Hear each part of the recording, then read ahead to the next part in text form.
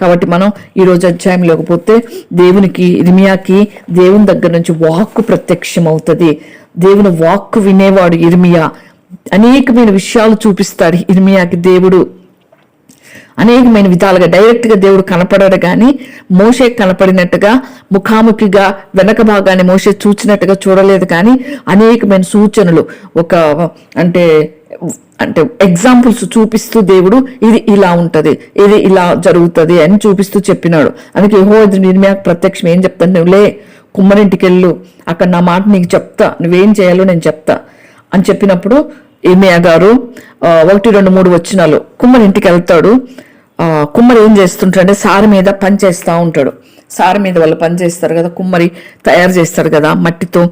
అయితే కుమ్మరి జిగట మట్టితో కుండం చేస్తూ ఉంటే విడిపోయింది. అది కుమ్మరి చేతిలోంచి ఇట్లా అంటే విడిపోయింది. ఆ జిగట మనం మళ్ళా తీసుకొని ఆయన తనకి ఇష్టంగా తయారు చేసుకున్నాడు అని చెప్తూ ఇర్మియా గారికి 5వ వచనంలో ఏమంటాడంటే, అంతటి యెహోవాకు నాకు ప్రత్యక్షమై ఇలాగ సెలవిచ్చాను, ఇశ్రాయేలీయులారా, ఈ కుమ్మరి మంటికి చేసినట్టు నేను మీకు చేయలేనా? ఇదే యెహోవాకు జిగట మన కుమ్మరి చేతిలో ఉన్నట్టుగా ఇశ్రాయేలీయులారా మీరు నా చేతిలో ఉన్నారు. మనం దేవుని చేతిలో ఉంటాం, మన క్షేమం. ఒకవేళ మనం పడిపోయినా, ఒకవేళ తప్పిదములు చేసినా, తెలిసో తెలియక చేసిన తప్పుకి దేవుడు ఖచ్చితంగా క్షమిస్తాడు. గ్రహింపు లేకుండా చేసిన వాటికి క్షమాపణ ఉంది.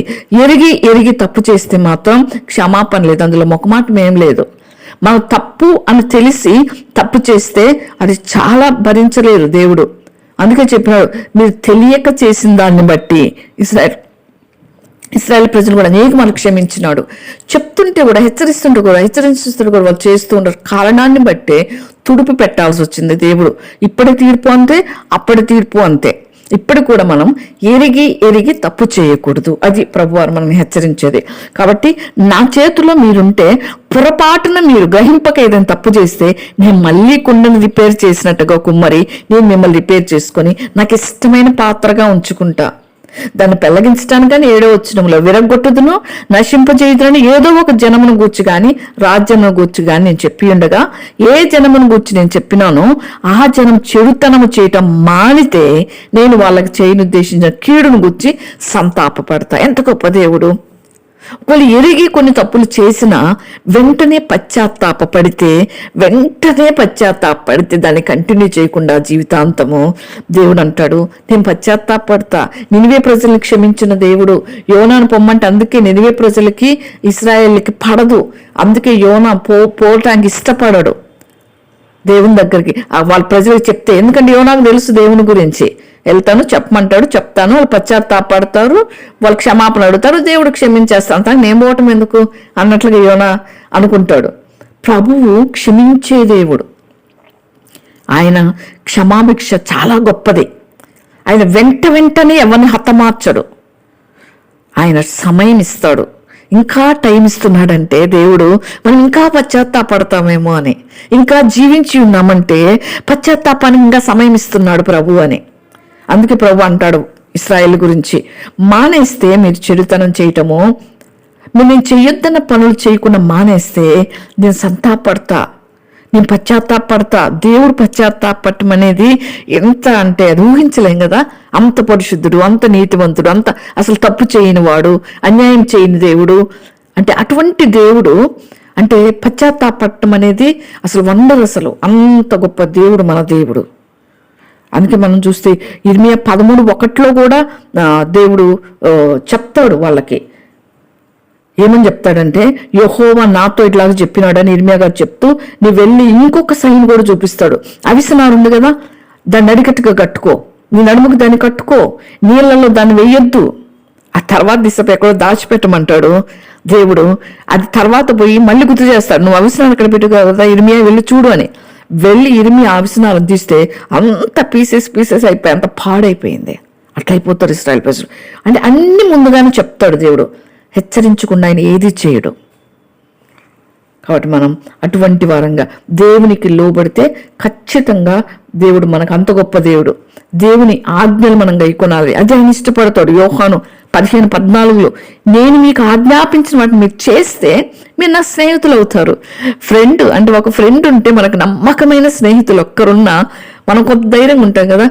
ఏదన్నా షేర్ చేసుకోవటానికి, మనసులోనే ఏదైనా చెప్పుకోవటానికి, ఏదైనా బాధలు చెప్పుకోవటానికి వాళ్ళు కూడా మనతో అంటే సహకరించి మనల్ని అర్థం చేసుకుంటే అంటే చాలా వరకు కొంచెం రిలీఫ్ అయిపోతాం మనం. చాలా వరకు అమ్మ వీళ్ళకి చెప్తే తీసుకుపోయి 10 మంది చెప్తారేమో, వీళ్ళకి చెప్తే అర్థం చేసుకోకుండా ఇంకో 10 మాటలు అంటారేమో అనుకున్న వాళ్ళు ఉంటే మన చుట్టూ, మనకు అది స్నేహం కాదు కదా, వాళ్ళ స్నేహితులే కాదు. కాబట్టి స్నేహం అంటే ఎట్లా ఉంటుందంటే మన మీద చెప్తే భద్రంగా హృదయంలో పెట్టుకొని చేతొస్తే చేత నేను హెల్ప్ చేస్తారు, చేత కాకపోతే కనీసం మనసులోనే మేలు కోరుకుంటారు. అటువంటి వారిని స్నేహితులు అంటారు. అందుకే దేవుడు మనల్ని స్నేహితులుగా చేసుకోవాలని చూస్తున్నాడు. దేవుడే మన స్నేహితుడే తిరుగుండదు. దేవుని స్నేహితులు కావాలంటే దేవుని ఆజ్ఞలు గైకొనాలి, దేవుడు ఆజ్ఞాపించిన వాటిని చెయ్యాలి. అదే ఇశ్రాయేలు ప్రజలకు దేవుడు చెప్తా వచ్చినాడు. కాబట్టి ఈ విధంగా దేవుడు అనేకమైన విషయాలు చెప్పుకుంటూ వచ్చినాడు. కాబట్టి ఏ జనమును గురించి 8వ వచనంలో నేను చెప్పినానో ఆ జనం చెడుతనము చేయటం మానని ఎడలా నేను వారికి చేయించుకు సంతాపడతా, ఇంకా మరియు కటతా నేను వాళ్ళని, నేను నాటుతాను. 9వ వచనంలో ఒక జనాన్ని గూర్చి గాని రాజ్యమును గూర్చి గాని నేను చెప్పి ఉండగా ఆ జనము నా మాట వినకుండా నా దృష్టికి కీడు చేసిన ఎడలా దానికి చేయదలసిన మేలును గూర్చి నేను సంతాపపడతా. 2 సంతాపాలు ఉన్నాయి ప్రభు దగ్గర. పశ్చాత్తాపడితే అయ్యో వీళ్ళకి ఎందుకు కీడు చేశానా అని సంతాపడతా, లేదా కీడు చేశారనుకో అంటే మేలు పొంది తప్పిపోయినారనుకో, మేలు అనుభవించి తప్పులు చేస్తున్నారనుకో, ఎందుకు వీళ్ళకి ఇంతకుముందు కూడా మేలు చేశానా, వీళ్ళు తప్పిపోయే ప్రజలే, తప్పిపోయే జనమే, ఇన్ని మేలు ఎందుకు చేశానా అని పశ్చాత్తాపడతాడంట. కాబట్టి మనం దేవుడు ఎటువంటి పశ్చాత్తాపం కలిగే విధంగా మనం ఉండాలంటే, అయ్యో ఈ బిడ్డలకి నేను ఎందుకు కీడు చేసినానా, బిడ్డలు పశ్చాత్తాపడి చక్కగా జీవిస్తున్నారు, ఇప్పుడు నా ఆజ్ఞలన్నీ గైకొంటున్నారు, నాకు ఇష్టంగా జీవిస్తున్నారు అని దేవుడు పశ్చాత్తాపడేలాగా మనం ఉంటే ధన్యులం, మనకే మేలు కలుగుతుంది. ఆ విధంగా దేవుడు చెప్తా ఉన్నాడు.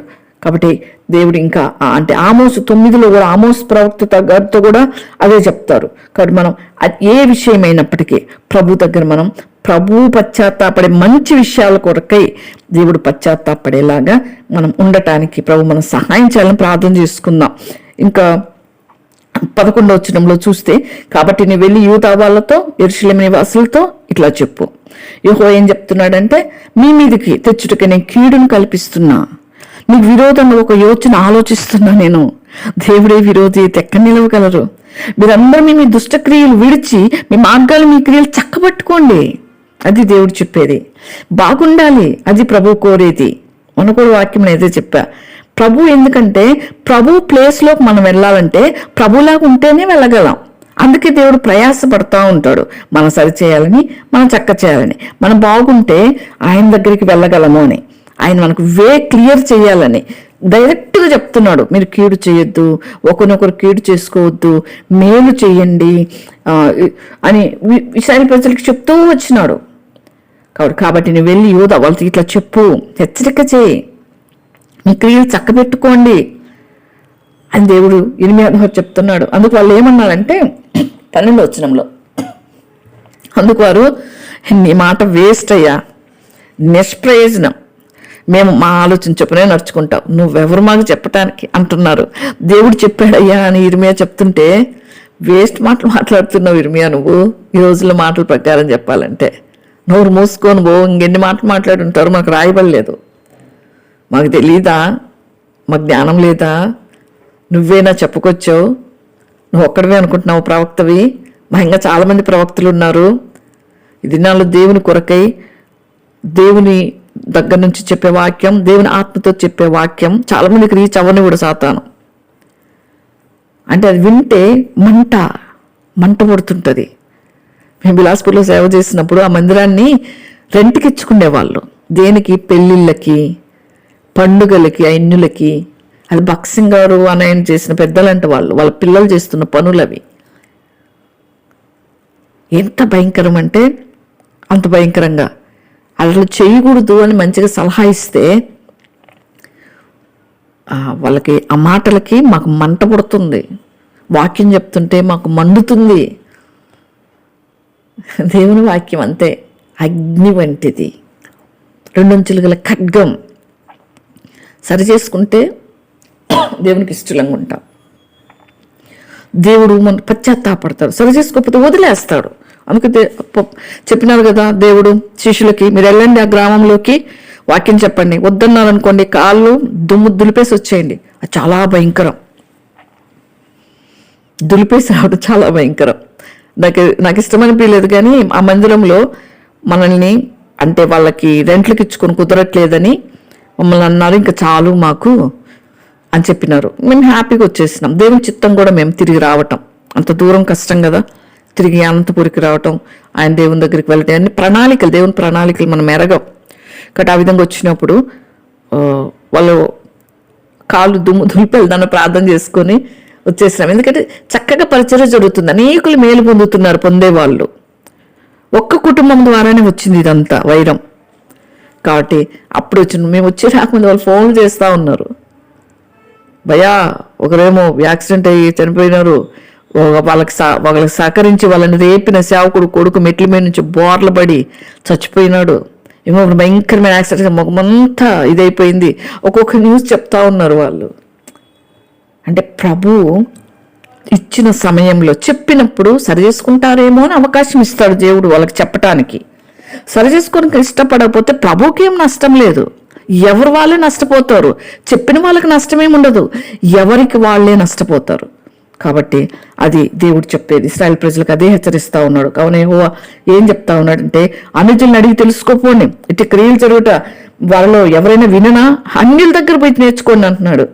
ఈ దినాల్లో దేవుని బిడ్డలుగా చేయలేనివి ఒకరినొకరు తిట్టుకుంటున్నారు. మొన్న యూట్యూబ్లో పెట్టుకొని ఆయన ఒకరిని తిడితే ఈయన ఒకరిని తిడితే, అంటే ఎట్టాటి మాటలు అంటే దేవుని బిడ్డలేనా వీళ్ళు, ఈ మాటలు మాట్లాడే వాళ్ళు దేవుని బిడ్డలేనా, దేవుని పేరు పెట్టుకొని అటువంటి చేసి దేవుని మనకి ఎంత అవమానం. అట్లా చేస్తున్నారు, మాట్లాడకూడని మాటలు. అందుకే దేవుడు అంటున్నాడు, ఇటు క్రియలు జరుగుట వారిలో ఎవడైనా విననా, ఇశ్రాయేలు కన్నా ఘోరమైన కార్యం చేసినది. ఆ దినాల్లో జరిగిన కార్యాలు ఈ దినాల్లో జరుగుతున్నాయి. ఆ దినాల్లో అందుకే దేవుడు అంత బాధపడ్డాడు. ఇంకా చూస్తే 14లో లెబానోను పొలంలో బండ మీద హిమముండుట మానుద్దా, దూరంలో పార్చిన చల్లని జలములు పారక మానుతాయా?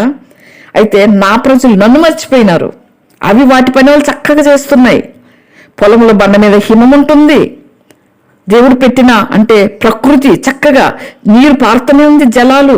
కాకపోతే నా ప్రజలు మాత్రం నన్ను మర్చిపోయినారు, మాయకు ధూపమేస్తున్నారు. మెరక చేయబడిన దానిలో తాము నడవలేని పురాతన మార్గమైన త్రోవలను తాము తొట్టులు చేసుకుంటున్నారు.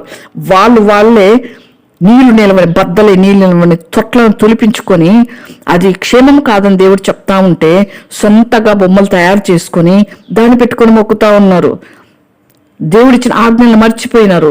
దేవుడు ఐగుప్తు నుంచి తీసుకొచ్చిన ఆ యొక్క పితరులకు చేసిన మేళ్లు మర్చిపోయినారు. మరి వాళ్ళ పిల్లలకి అందుకే దేవుడు చెప్పమన్నాడు, వాళ్ళకి వేళ్ళకి బాస్కాలుగా కట్టండి. ఎందుకంటే మర్చిపోకూడదు. వాళ్ళ పిల్లలకి చెప్పాలి, వాళ్ళ పిల్లలకి తరతరాలుగా నేను ఇచ్చిన ఆజ్ఞలను మీ పిల్లలకి నేర్పండి.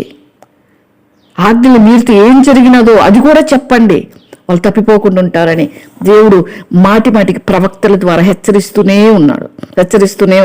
వాళ్ళు వినట్లేదు, దేవునికి ఇష్టం లేని కార్యాలు చేస్తున్నారు, దేవునికి చేయకూడని విషయాల్లో చేస్తూ ఉన్నారు. కాబట్టి మనం దేవుని బిడ్డలు ఆ విధంగా ఉండకూడదని ప్రభువారు ఆశపడతా ఉన్నాడు.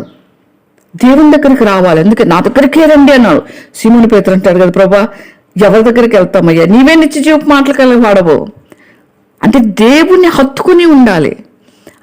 ఆయన దగ్గర ఉన్న భద్రత ఎక్కడుండదు, అది మర్చిపోతున్నారు ఇశ్రాయేలు ప్రజలు. అది ప్రభుకి బాధ తెచ్చిపెడతా ఉంది, బాధపరిచే వాళ్ళుగా ఉంటున్నారు ప్రభువారిని.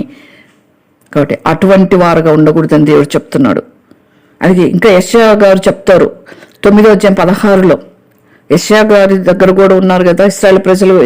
యెషయా కాలంలో ఈ జనులు నాయకులు త్రోవ తప్పించువారు, వారిని వెంబడించేవారు వారి చేత మింగివేయబడుతురు. నాయకులు సరిగ్గా ఉండాలి. ఎవరైతే లీడర్స్గా ఉంటారో సంఘాల్లో కానీ బయట కానీ వాళ్ళు కరెక్ట్గా ఉండాలి. ఎందుకంటే నాయకుల్ని వెంబడించి అమాయకులు చాలా మంది ఉంటారు. అందుకే దేవుడు అన్నాడు, నా వైపు చూచి రక్షణ పొందండి, నన్ను చూడండి. ఎంత పెద్ద నాయకులైనా ఏదో ఒక టైంలో నోరు జారుతారు, ఏదో ఒక టైంలో తప్పు పని చేస్తారు, ఏదో ఒక టైంలో పడిపోతారు. అందుకే నన్ను చూడండి, నా యుద్ధకే తిరిగి రావడం ఉద్దేశించి నా యుద్ధకు రండి అని చెప్తారు కదా 4:1 ఇర్మియా గ్రంథంలో. నాయకులు కరెక్ట్గా ఉండాలి. ఒకవేళ నాయకులను చూసి అమాయక ప్రజలు వాంటెడ్గా ఈ నాయకులు తప్పిస్తూ ఉంటే శిక్ష మొదట నాయకుడి మీద పడుతుంది, తర్వాత కింద వారి మీదకి వస్తుంది. దేవుడు హెచ్చరించువాడు. కాబట్టి జాగ్రత్త కలిగి ఉండాలి, మనం భయం కలిగి ఉండాలని ప్రభు బోధిస్తున్నాడు. ఇంకా కీర్తనలు 44:14 ఉంటుంది. ఏమని ఉంటుందంటే, అన్ని జనులలో మిమ్మల్ని సామెతకు హేతువుగాను ప్రజలు తల ఆడించుట కారణముగాను మమ్మను ఉంచి ఉన్నామయ్యా అంటున్నారు వాళ్ళు. ఎందుకు? కీర్తనకారుడు చెప్తున్నాడు, అన్ని జనులు సామెతగా చేసినావు. ఈ దినాలు అట్లానే ఉన్నారు, అన్ని జనులు సామెతగా. ఏడి మీ దేవుడు అంటే కాపాడాలి కదా. ఎక్కడ పడితే అక్కడ చర్చిల్ని కూల్చివేస్తున్నారు, ఏడిపించేస్తున్నారు. నిజంగా మనం పరీక్షకు గురైతే దేవుని దగ్గర మంచిదే కానీ శిక్షకు గురి కావద్దు. పరీక్షకు గురైతే చివరిలో ఆశీర్వాదం ఉంటుంది. యోబు పరీక్షించబడ్డాడు, మొత్తం తుడిచిపెట్టుకొని పోయినాయి, తిరిగి సర్వం పొందుకున్నాడు, ఇంకా 2 పొందుకున్నాడు. పనిష్ చేస్తే ఇంక మళ్ళీ రాదు, పనిష్మెంట్ వద్దు, పరీక్ష మంచిది. కాబట్టి ఆ విధంగా ఉన్నారు. అందుకే దేవుడు అంత కఠినంగా వాళ్ళని చేస్తూ వచ్చినాడు. ఇంకా 17వ వచనంలో తూర్పు గాలి చెదరగొట్టినట్లుగా శత్రువులు ఎదురు నిలవకుండా వాళ్ళని నేను చెదరగొడతా అంటున్నాడు దేవుడు.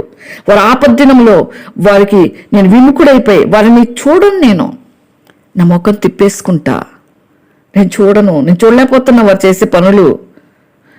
అప్పుడు జనులు ఏం చేస్తారంటే, ఇర్మియా విషయంలో ఏం చేస్తారంటే, ఒక యుక్తి గల యోచన మనం చేద్దాం రండి అని కూడుకున్నారు. కొంతమంది కూడుకుంటుంటారు కదా దేవుని బిడ్డలకు విరుద్ధంగా.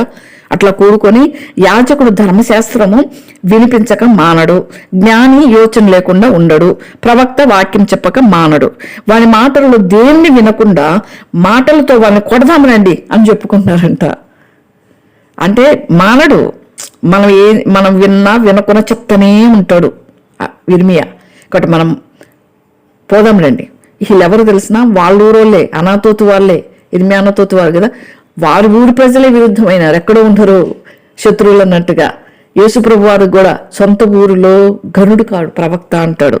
ఆయన సొంత ఊరిలో యేసుప్రభు వారికే లేదు ఘనత. ఆ విధంగా సొంత ప్రజలే ఆ విధంగా యోచన చేసి ఏం చెప్తుందంటే అని చెప్పుకుంటా ఉన్నప్పుడు ఇర్మియా ప్రార్థన చేస్తాడు, యెహోవా నా మొరాలకించయ్యా, నాతో వాదించే వాళ్ళ మాటలు వినయ్యా. ఇప్పటిదాకా ఇర్మియా ఏం చేస్తాడంటే, అయ్యా ప్రజలకు చేసే బాధపడుతూనే ఉన్నాడు ఇర్మియా, ప్రార్థిస్తూనే ఉన్నాడు. కానీ మేలు మంచి చేయమని చెప్తే నా మీదకే కీడు ఆలోచిస్తున్నారని వారు నా ప్రాణం తీయాలని గుంటదవుతున్నారు. అయ్యా ప్రభువా, చేసిన మేలుకు ప్రతిగా కీడు చేస్తున్నారు. నిజంగా మేలుకు ప్రతిగా కీడు చేసేవాని ఇంట నుండంట కీడు తొలగిపోదు అని ఉంటుంది సామెతలు 17:13. మేలుకు ప్రతిగా కీడు చేయవాని ఇంట నుండి కీడు తొలగిపోదు. కీడుకు మేలుకే చెప్తున్నాడు ఇర్మియా, అర్థం చేసుకోవట్లేదు. సరే వినకపోయినా మౌనంగా ఉండొచ్చు కదా. కీడు తల పెడుతున్నారు. సహాయం చేయకపోతే చేయకపోవచ్చు, మౌనంగా ఉంటే దేవుడు కొంతలో కొంత క్షమిస్తాడు, కానీ కీడు చేయకూడదు. అది ప్రభు చెప్పేది.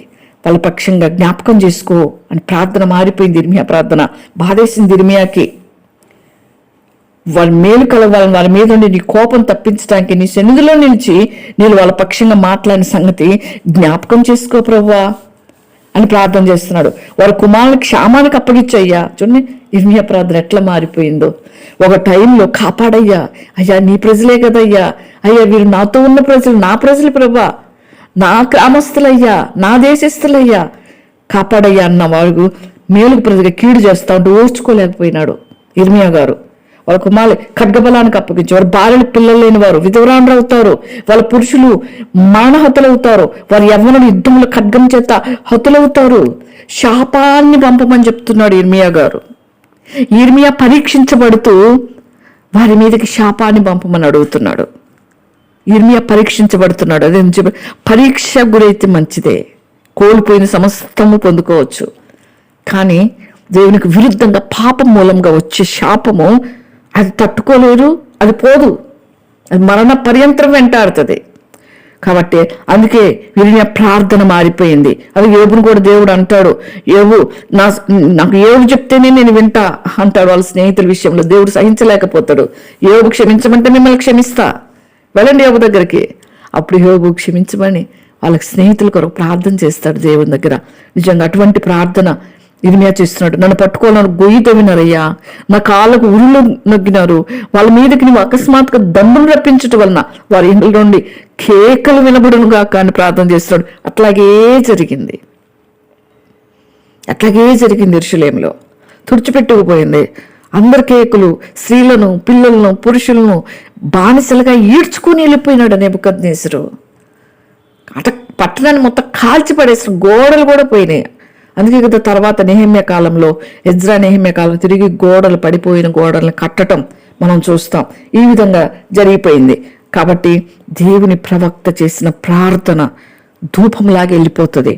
వినాలి, చెప్పిన కీడు చేయకూడదు, మేలుకు ప్రతిగా కీడు చేయని, కీడు తొలగిపోదని లక్షలాల నెరవేరింది. యెహోవా నాకు మరణం రావాలని వాళ్ళ మీద ఆలోచన అంతా నీకే తెలుసయ్యా. లాస్ట్ వచనంలో వారి దోషానికి ప్రాయశ్చిత్తం కలిగినయద్దు ప్రభా, నీ సన్నిధి నుండి వాళ్ళ పాపాలు తుడిచేయకు, వారిని సన్నిధిని తుడిచిల్లుదురుగాక, నీ కోపం పుట్టుకాలంలో వారికి తగిన పని చేయి ప్రభా, నువ్వే చూసుకోవాలని. వాళ్ళు మాత్రం క్షమించొద్దు అంటున్నాడు ఇర్మియా గారు. ఎంత భయంకరమైన ప్రార్థన చేసేలాగా చేసుకున్నారు ప్రజలు. ఎంత భయంకరమైన ప్రార్థన కదా. కాబట్టి అటువంటి స్థితికి వెళ్ళకూడదని ప్రభు ఆశపడతా ఉన్నారు. నిజంగా ప్రభు యొక్క కాలగత్తులు మనం ఎరుగం. ప్రభు కాలము, ఏ వేళకు ప్రభు మనల్ని ఎందుకు పుట్టించాడో, ఎందుకు మనల్ని జీవింపజేస్తున్నాడు ఎరగాలి. దేవుడిచ్చిన ప్రశస్తమైన జీవితం మనది అని ఎరగాలి. అందుకే ఇర్మియా 11:23 అంటాడు, వారికి శేషం ఏమీ లేకపోను, నేను వారిని దర్శించు సంవత్సరం అనాతోతు కీడును వారి మీదకి రప్పింతును అంటున్నాడు. అనాతోతులు జరిగిన కీడు, అనాతోతు ప్రజలు వీరి మీద కీడు చేసినారు, మేలుకు ప్రతిగా కీడు చేసినారు. కాబట్టి దాని యొక్క శిక్ష యెరూషలేము మీదకి వస్తుంది. అన్ని విషయాల్లో కూడా అబద్ధ ప్రవక్తలు కానీ అందరినీ పట్టుకొని వెళ్ళిపోయినారు. సమాధానం లేని సమయంలో సమాధానం అని చెప్పకూడదు. ప్రజలను మోసపుచ్చితే దేవుడు ఇష్టపడడు. దేవుడు వాక్యములు ఏదైతే ఉందో ఉన్నది ఉన్నట్టుగా చెప్పాలి. మనం దేవుని రాకడ దినాలు ఏముందో చెప్దాం, సిద్ధపడదాం. ఆయన టైం ఆయన వస్తాడు. అంటే బైబిల్లో విషయాలు మనం చెప్పాలి. అంతేకాని ఇదిగో దేవుడు రేపు వస్తున్నాడు, ఎల్లుండి వస్తున్నాడు, రేపు వచ్చే సంవత్సరంలో వస్తున్నాడు అలా డేట్స్ చెప్పకూడదు. మనం ఆ కాలములు సమయములు తన చేతిలో ఉన్నాయి. కుమారుడికి కూడా చెప్పకుండా వచ్చే దేవుడు. కాబట్టి మనం జాగ్రత్త పడాలి. అంత్యకాలంలో జరిగే సూచనలు మనం తెలుసుకుంటూ, ప్రార్థించుకుంటూ సిద్ధపడుతూ ఉండాలి. ఏమో ప్రభు నా కాలంలో వస్తే నేను సిద్ధంగా ఉండాలి, ఎప్పుడూ సిద్ధంగా ఉండాలి. పిల్లల్ని మనం ఎగ్జామ్స్ రాయకపోతే ఎగ్జామ్స్ టైంలో కానీ, చదువుకోకపోతే చదువుకోవాలని ఎంత ప్రయాసపడుతుంటామో, వాళ్ళు మార్క్స్ తెచ్చుకోవాలని, ఏదో మనల్ని ఏదో ఉద్ధరిస్తారేమో వాళ్ళు అన్నట్టుగా వాళ్ళని చదువు కోసం మంచిదే. పిల్లల చదువు విషయాల్లో, పిల్లల విషయాల్లో మనం ఎంత మెలకుగా ఉంటామో దేవుని విషయాల్లో మనం అంత మెలకుగా ఉండాలి. మనం చెయ్యం కదా, అనేక సార్లు పిల్లలు చెప్పేస్తుంటాం. పిల్లలు చూసి నేర్చుకునేది ఎక్కువ ఉంటుంది. మనం మాట్లాడే విధానం వాళ్ళు చూస్తారు, మనం ఇతరులను చూసే విధానం వాళ్ళు చూస్తారు. అవి వాళ్ళకి జీర్ణించుకొని పోతాయి. చెప్పుట కంటే చేయటం మేలు అన్నట్టు. చెప్పటం కంటే మనం చెయ్యాలి, చేసి చూపించాలి. పిల్లలు మనం చేసే ప్రార్థన కానీ, మనం నడిచే నడవడి కానీ, మన ప్రవర్తన కానీ జాగ్రత్తగా అబ్జర్వ్ చేస్తే వాళ్ళు బయటపడరు. చిన్న పిల్లలకు కూడా అర్థమవుతుంది. 3 years నుంచి పిల్లలకి ఆ జ్ఞానం వస్తుంది.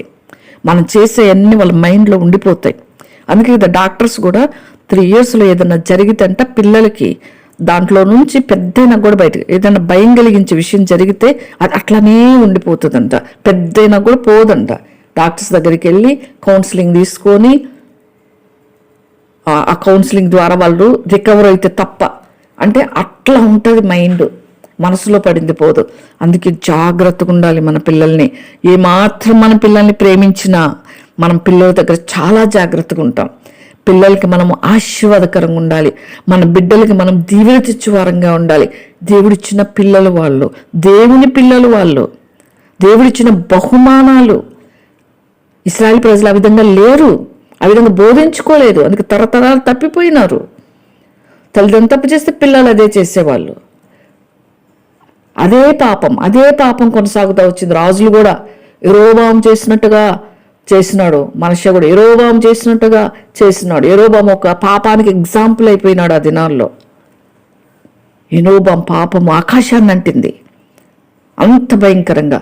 అటువంటి మనము నీతికి ఎగ్జాంపుల్గా ఉండాలి. దేవుని బిడ్డ చేసినట్లుగా ఆ దినాల్లో ఉన్నట్టు దేవుడు ఒక టైంలో బయటికి తెస్తాడు. నా బిడ్డ అప్పుడు అట్లా చేసింది, నా బిడ్డ అట్లా చేసింది. నీతిమంతుల్ని నీతికి సాక్ష్యం ఇస్తాడు తీర్పు దినాన.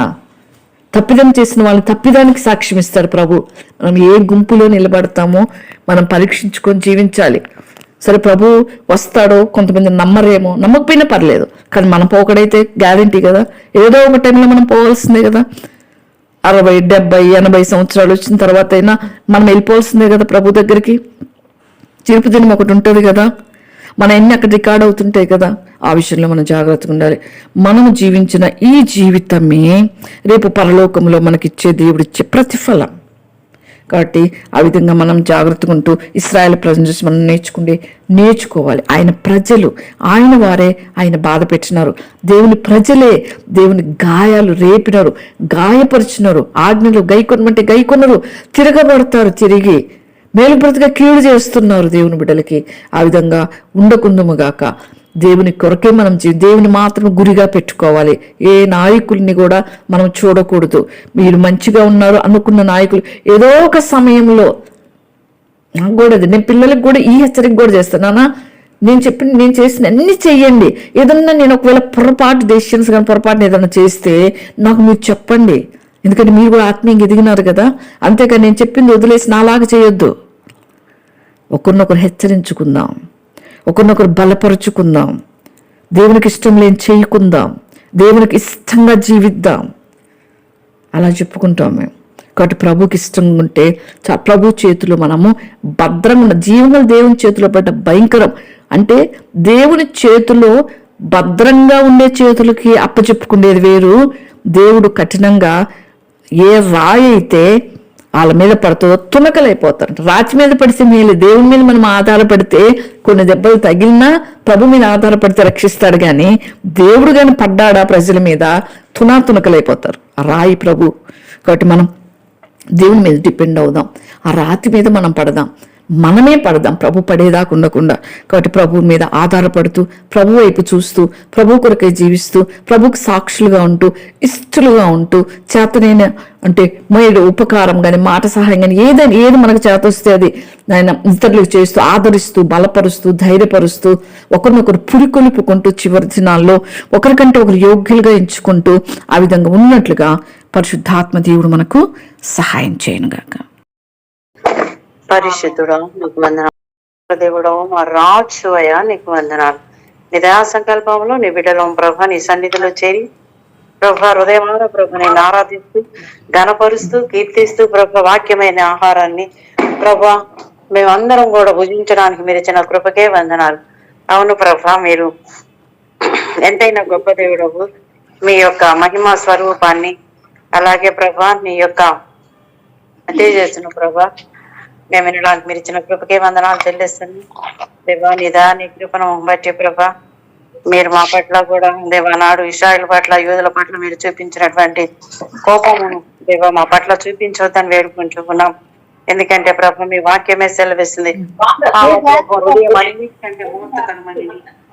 అది ఘోరమైన వ్యాధి కలదని దాన్ని గ్రహింపగలవాడు ఎవడో ప్రభా. మేము నీ బిడ్డలమని చెబుతూ ప్రభా మా హృదయాలలో నీకు అననుకూలమైన పరిస్థితులను, నీకు అననుకూలమైన ఆయాసకరమైనటువంటి విగ్రహాలను మా హృదయాలలో ఉంచుకున్నా మేము దయతో క్షమించి దేవా నీకు ఇష్టలుగా నీ ప్రేమైన వారుగా మేము ఉండడానికి సహాయం చేయమని దేవా నీదా నీ కృపను బట్టి ప్రభా నీ సన్నిధిలో మేము నిత్యం ఉండాలంటే మీ ప్రేమ చాలు ప్రభా, నీ కృప చాలు. అలాంటి ప్రేమను కృపను మా అందరికి అనుగ్రహించమని వాక్యం చెప్పిన బిడ్డను ఆశీర్వదించండి, నీ కృపలో బలపరచండి, ఇంకా బలంగా వాడుకోండి దేవా. తన ఒంటరి జీవితంలో మీరు తండ్రి కుమార పరిశుద్ధ ఆత్మకు తోడున్నారు. తన సేవను ఆశీర్వదించండి, తన బిడ్డల పక్షాన్ని మేలు చేయి ప్రభా. నీ కృపలో ఇంకా స్థిరపరిచి దేవ అన్ని విషయాలలో చాలినంత తండ్రి కుంటే నీ కృపకే వాడుకుని యేసు నామంలో అడుగుచున్నాను తండ్రి. ఆమేన్.